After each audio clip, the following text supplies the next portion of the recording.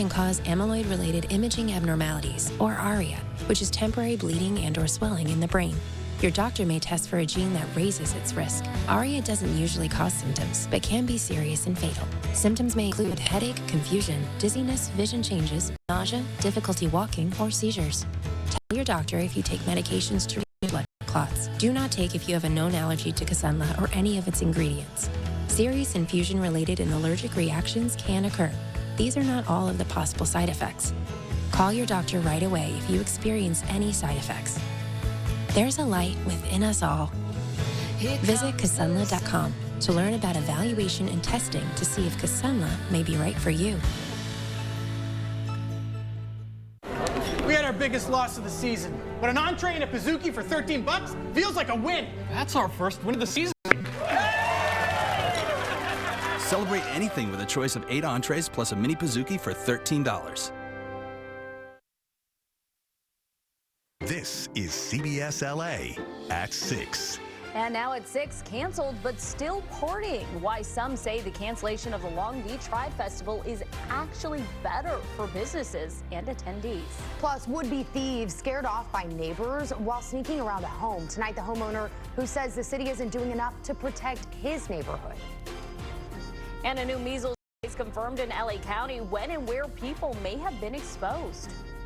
Well, welcome to CBS LA at 6. I'm Leslie Meddy. And I'm Hunter Sowards. We're also streaming on CBS News Los Angeles.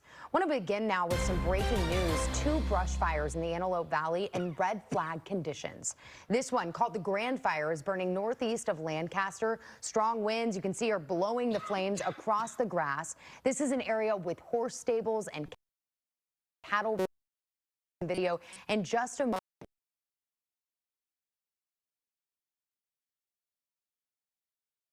Showing people leading horses away from the flames. There they are, just so scared. The LA County Fire Department says the fires burned about 60 acres, but we've got some good news now. SkyCal flew over the fire about an hour ago, and it does look like firefighters are making some good progress. And earlier, this fire, called the Corral Fire, burning next to a solar field in Antelope Acres. That's northwest of Lancaster.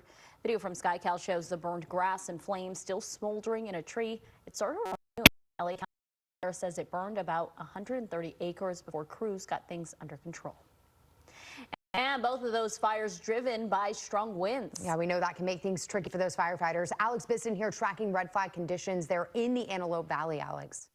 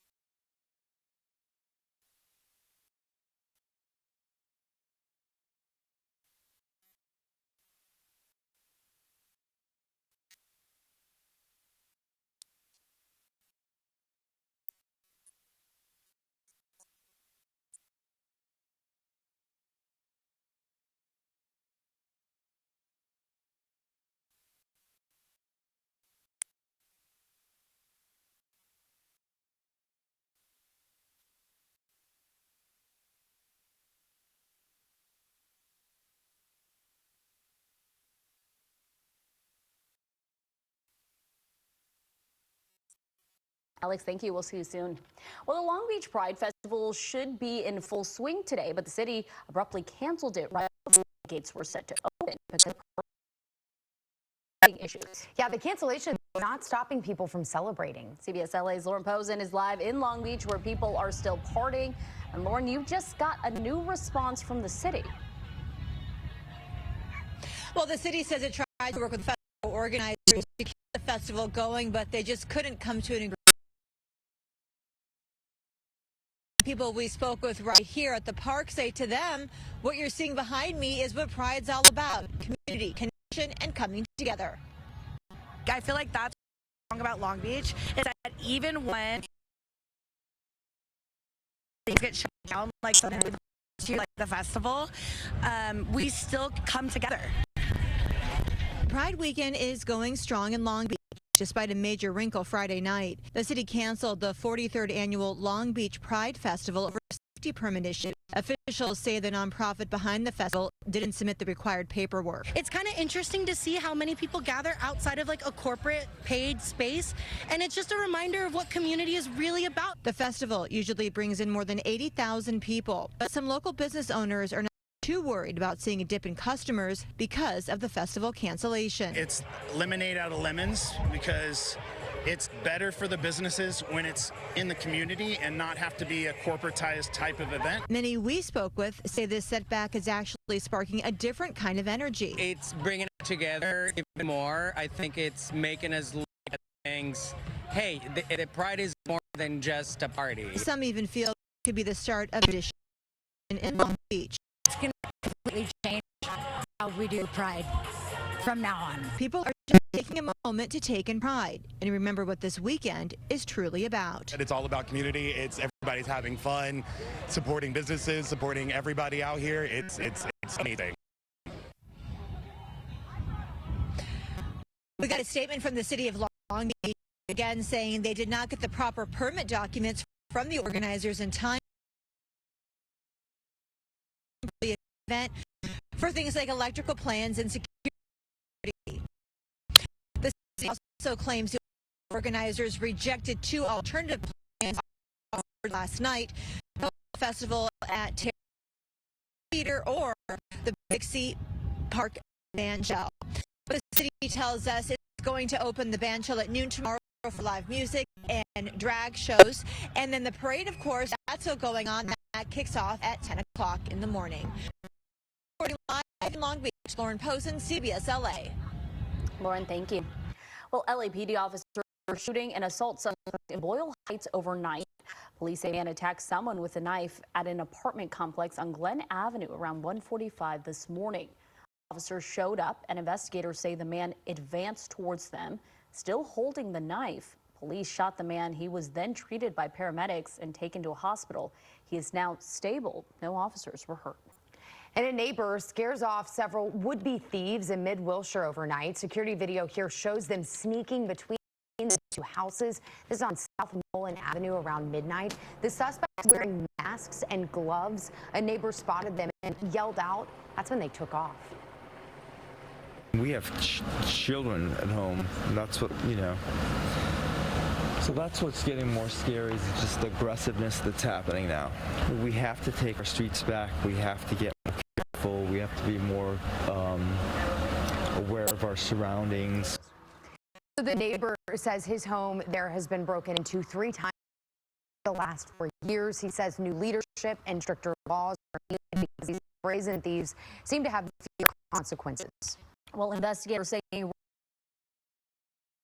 Rocky plan to target Jewish institutions in LA and New York as payback for America's war with Iran.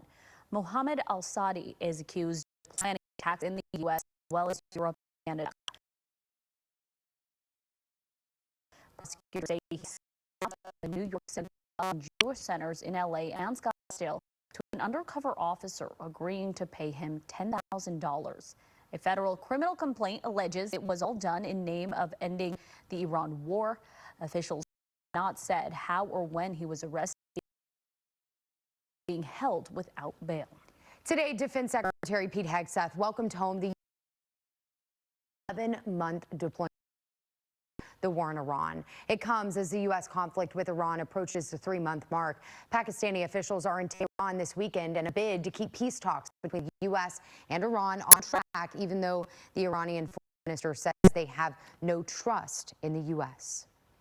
We've wiped out their armed forces, essentially.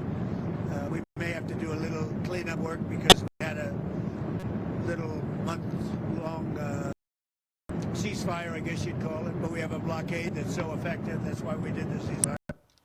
Today, an Iranian official said the country will soon unveil its plan to allow some traffic through the Strait of Hormuz for a fee. Well, President Trump says U.S. and Nigerian forces killed a senior commander in the ISIS militant group on Friday.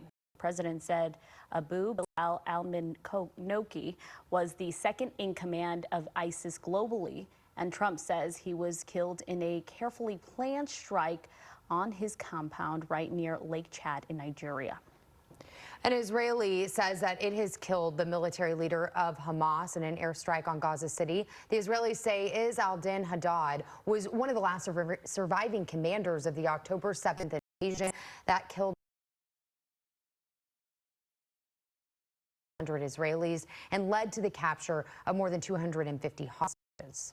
Iconic American labor leader and activist Dolores Huerta honored in a big way in her bombshell sexual assault allegations against Cesar Chavez. A mural unveiled this morning memorial for farmers. For a career spanning decades, a mural is high on the side of the historic Barclay Hotel. Stood in the fields with farm workers when others ignored their pain. It's honoring the